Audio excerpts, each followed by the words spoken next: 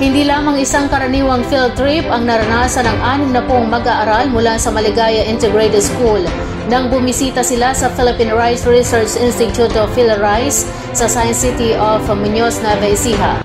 Sa halip ito ay naging isang makabuluhang paglalakbay tungo sa mas malalim na pag-unawa sa agham at kahalagahan ng palay sa ating bansa.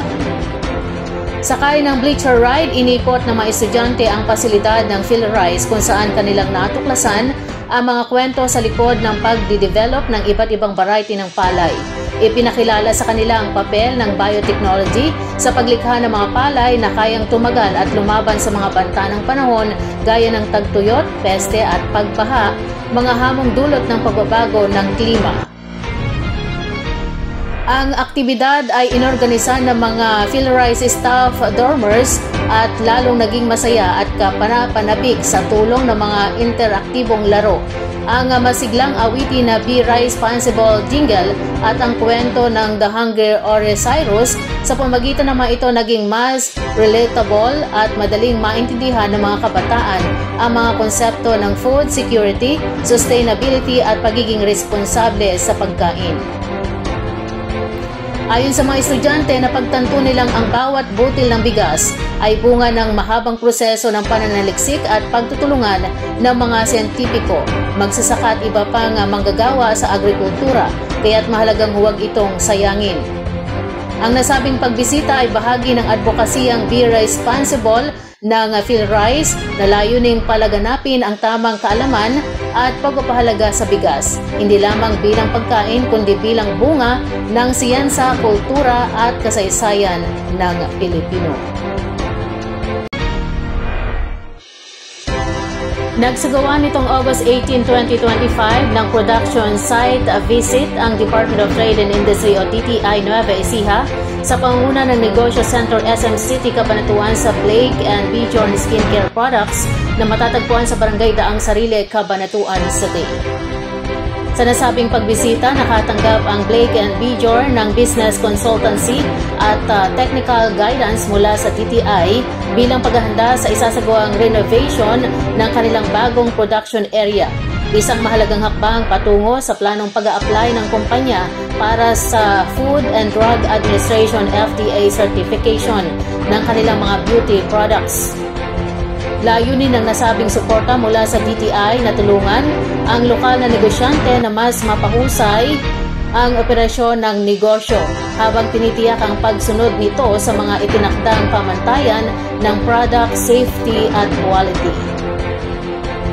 Ayon sa mga kinatawan ng DTI, ang naturang inisyatibo ay bahagi ng kanilang tuloy-tuloy na advokasya na palakasin ang kakayahan ng mga micro, small, and medium enterprises o MSMEs sa lalawigan. Sa pamagitan ng negosyo centers, layon nilang bigyang gabay ang mga negosyante sa mga kritikal na aspeto ng pagpapalago ng negosyo. Mula sa pag-comply sa regulatory requirements hanggang sa pagpapabuti ng produktong iniaalok sa merkado. Ang Blake and Bjorn Skincare Products ay isa sa mga lokal na MSMEs sa Nueva Ecija na patuloy na lumalago sa larangan ng cosmetics at personal care. At inaasahang lalo pang lalawak ang operasyon sa oras na makompleto ang kanilang FDA registration.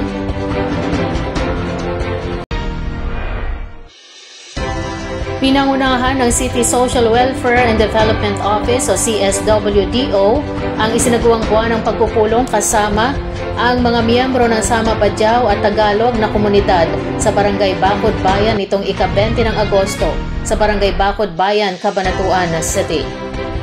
Layunin ng naturang aktibidad na palalimin ang ugnayan sa pagitan ng lokal na pamahalaan at ng mga komunidad at higit sa lahat, maipaabot ang mga programa at serbisyong makatutulong sa kanilang kapakanan.